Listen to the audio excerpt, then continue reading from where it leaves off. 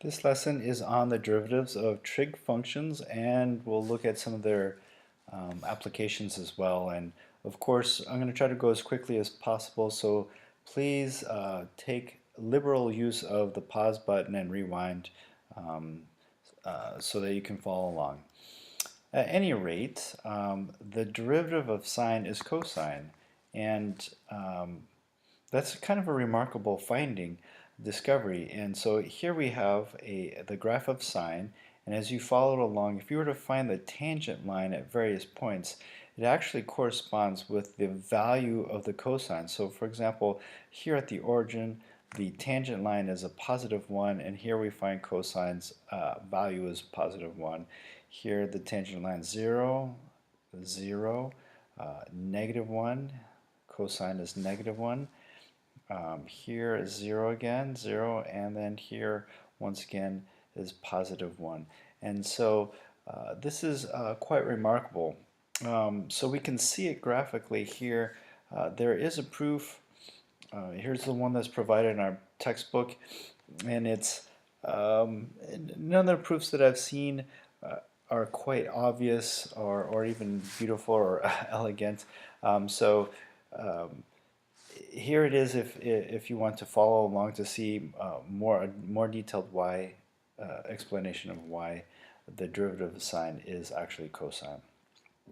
But we'll go ahead and we'll try to apply this in a second. Okay, so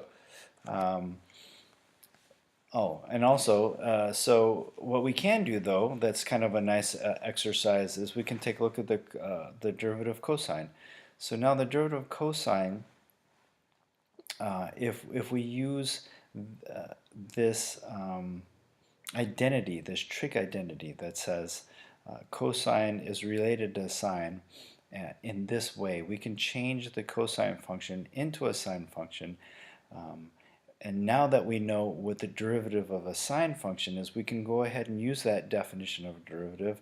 We make the inside here, the argument here, equal to u, where we've got a constant minus x, and we use the chain rule. So we're going to take the derivative of sine, which is cosine, and then we multiply it times the derivative of the inside, which is just negative 1. So that simplifies to this, and we substitute back in un, and then we realize that there is a half angle, there's a trig identity for this that changes it back into sine, and so we see that cosine, the derivative of cosine, is actually negative sine. So you're going to have to try to remember this.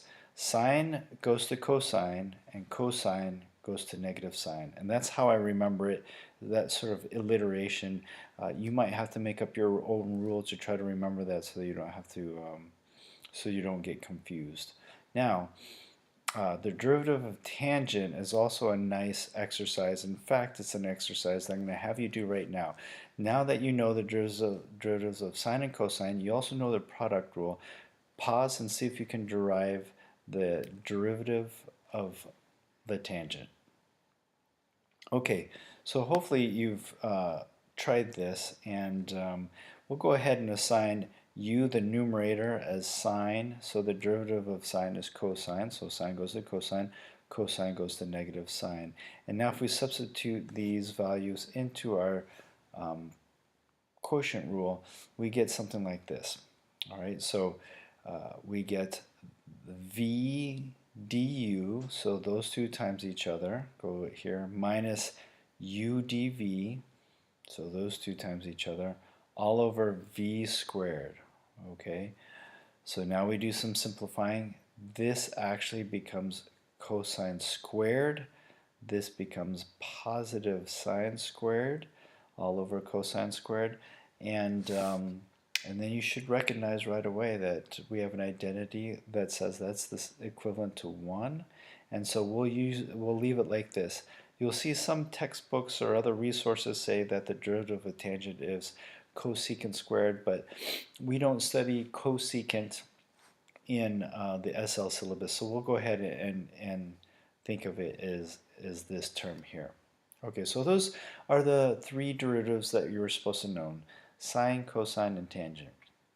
So what we'll do now is we'll try some problems and see if we can apply these new concepts. So pause, see if you can figure this problem out. Okay, hopefully you recognize right away that this is a chain rule problem. What we're going to have to think of is this argument here. We're going to think of this as cosine of u times the derivative of the inside, which is negative 2. So if we think of the inside is 3 minus 2, the derivative is negative 2. So cosine, the derivative of cosine is sine, negative sine. So we change this cosine into negative sine, then u times du. U again is 3 minus 2x, du is negative 2. We usually move this negative 2 in the front because it's kind of confusing about what's the argument of sine and what's times. So we go ahead and move that together and simplify this to 2 sine of 3 minus 2x. Okay, let's try another. Right. Pause and try this one. Okay, so hopefully you see this as a product rule problem. All right, we're going to make u e to the 2x. We're going to make v tangent of x, and we're going to make use of the product rule formula. So we have to find the derivative of e to the 2x, which is 2 e to the 2x. We have to find the derivative of tangent, which we just learned to be 1 over cosine squared of x. Now we just substitute these values into this formula, and we get something that looks pretty messy. All right. And fortunately, we don't have to do a whole lot. We can actually simplify this into just this fraction. This part is the same. I just moved the 2 e to the 2x out in the front so it doesn't look confusing with the tangent. And then that's the final answer there. Okay, you don't have to do any more. Fortunately, we don't have to do f double prime. That would be a little bit messy, but we could do it. Okay, let's try this one. Go ahead and pause.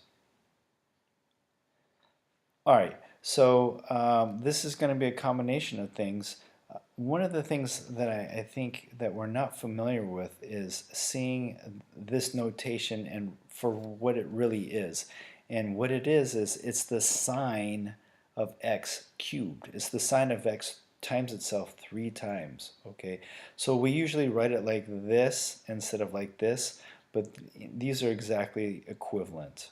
All right, so now if you see it like this, maybe you see this as the power rule. Okay, and then this is just going to be a straight derivation of sine of x. So I'm going to go ahead and use the power rule.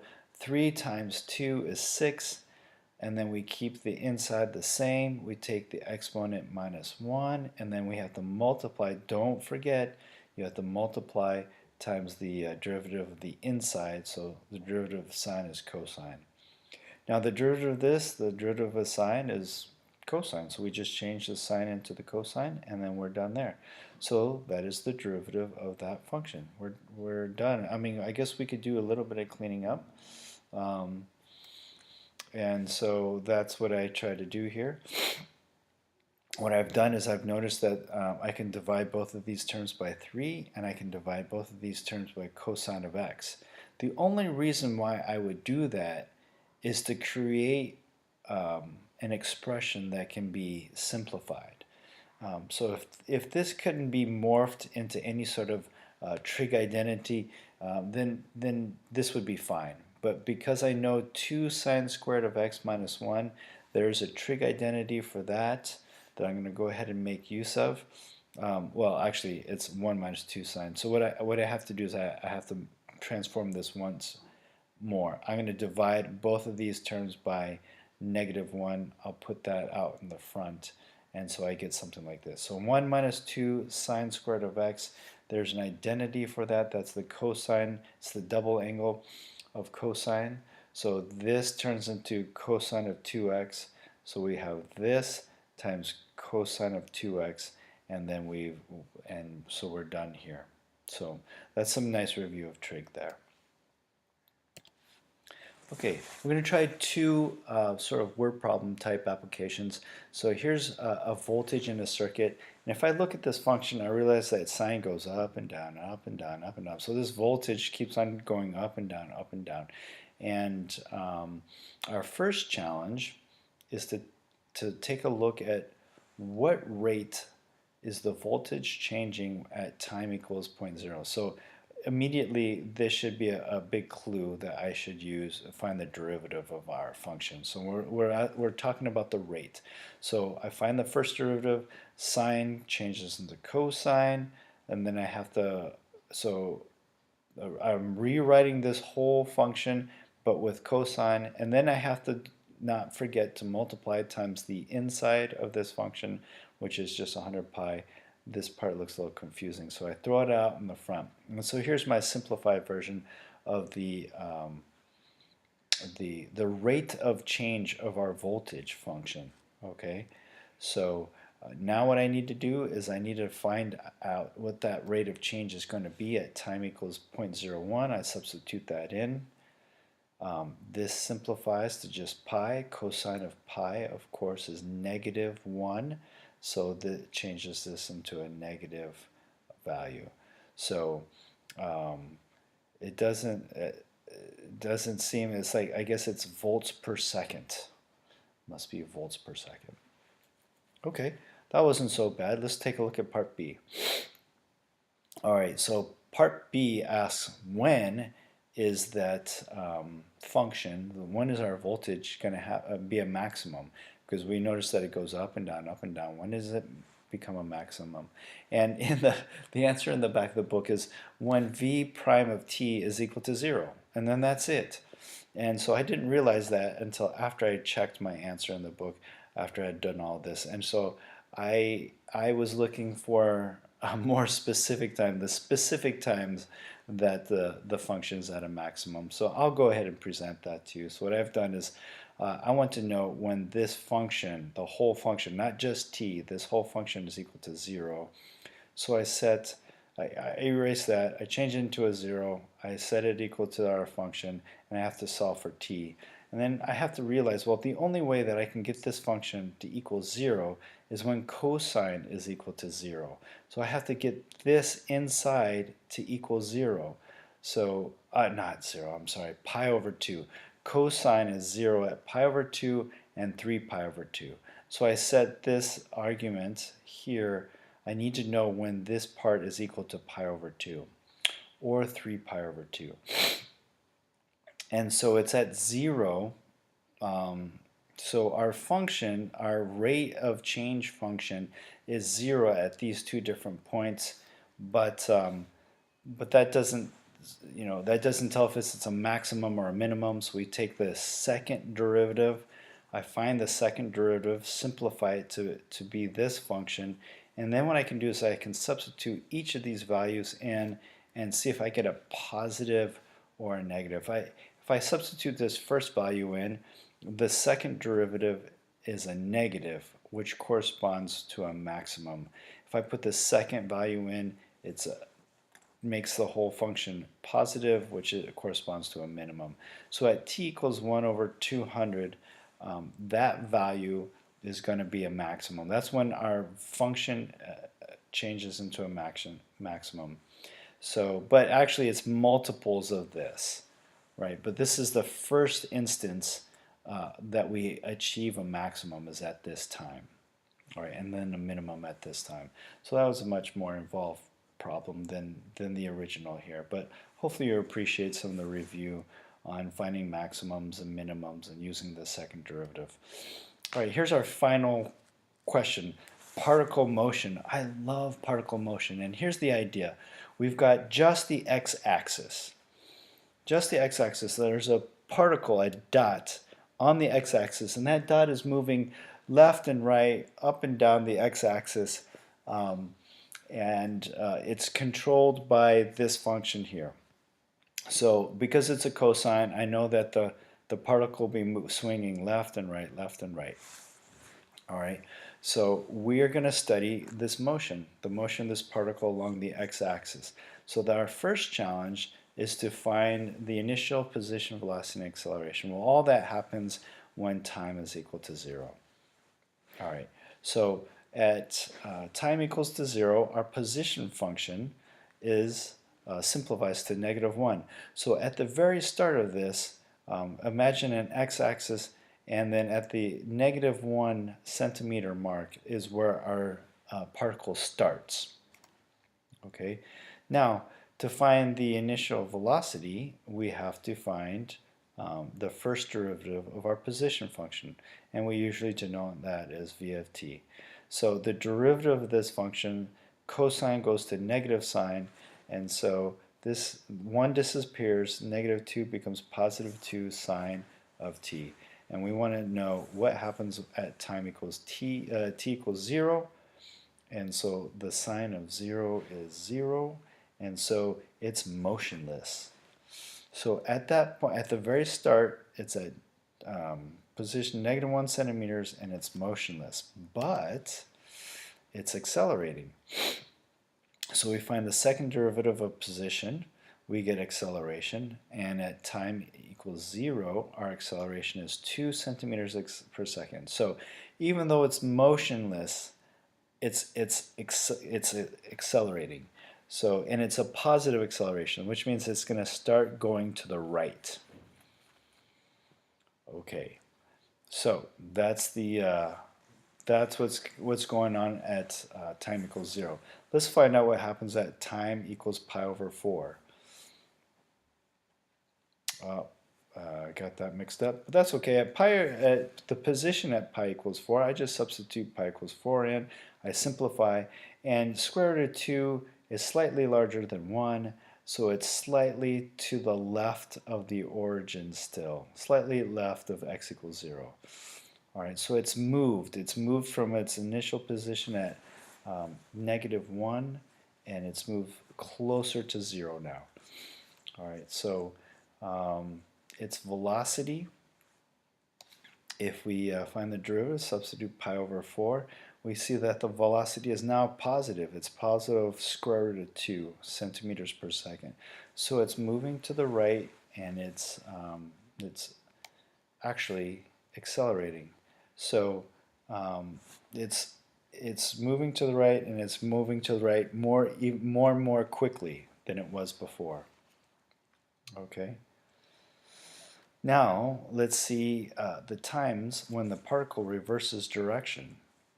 So if it changes direction, at some point its velocity has to equal 0, whether it goes from a positive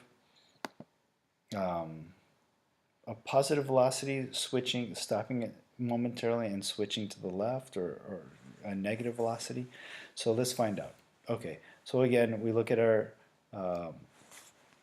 we want to find the times when it reverses direction, so we're looking specifically at velocity and seeing when our velocity is 0. When does it go to rest? And so we find out that it happens at t equals pi, because our domain was restricted. It doesn't include 0 or 2 pi. So where does sine equal 0? Well, at pi over 2, and at oh, I got this wrong. I'm so sorry. So sine is, oh no, that's right. So I'm sorry. Sine is 0 at 0, pi, and 2 pi. But because 0 and 2 pi is not in our domain, we only look at pi. So that's where the particle reverses direction, is at time equals pi. And what is the position? We go ahead and substitute pi into our position function, and we see that it's at 3 centimeters. So it had moved to the right, and it sort of reached its maximum distance at 3 centimeters, and it's going to change its position. It's going to start moving to the left at that point. Finally, part D, when's the particle speed increasing? The speed is increasing. So that calls for the acceleration function. All right, we want to know when the acceleration is positive. That corresponds to an increase in the speed. So our speed is increasing, our rate is increasing. So we look at the acceleration function for that. And so we want to know where that's greater than 0. And cosine, that happens in the first and fourth quadrants. So from 0 to pi over 2, and then again from 3 pi over 2 to 2 pi. So that's when cosine is positive. And so that's where we're going to get an increasing, a positive acceleration, which corresponds to an increasing speed. So hopefully you found that enlightening, and